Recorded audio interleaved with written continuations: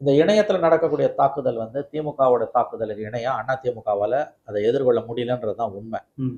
ஆனா அது ஒன்றும் அது ஒரு கவலைப்பட வேண்டிய விஷயம் தான். அவங்க தன்னோட ஸ்ட்ரென்த்தை பண்ணணும், இன்னும் கூடுதல் ஆக்கணும்.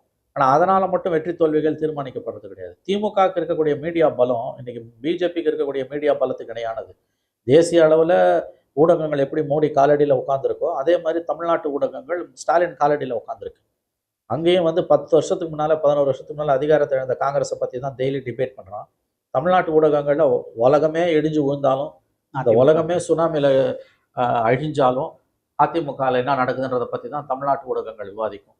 ஸோ அந்த கேடுகட்ட நிலைக்கு போனதுக்கு காரணம், அங்கே எப்படி தேசிய ஊடகங்கள் மோடி கண்ட்ரோல் பண்ணுறாரோ, இங்கே தமிழ்நாட்டு ஊடகங்கள் குறிப்பாக சேட்டலைட் சேனல்ஸ், செய்தி சேனல்களை திராவிட முன்னேற்ற கழகம் தன்னுடைய இரும்பு கட்டுப்பாட்டுக்குள் வைத்திருக்கிறது. இதுவரை தமிழக வரலாற்றில் இல்லாத அளவுக்கு ஊடகங்கள், that is main stream media, குறிப்பாக சேட்டலைட் சேனல்ஸ் திமுகவுடைய 100% கட்டுப்பாட்டில் இருக்கின்றன.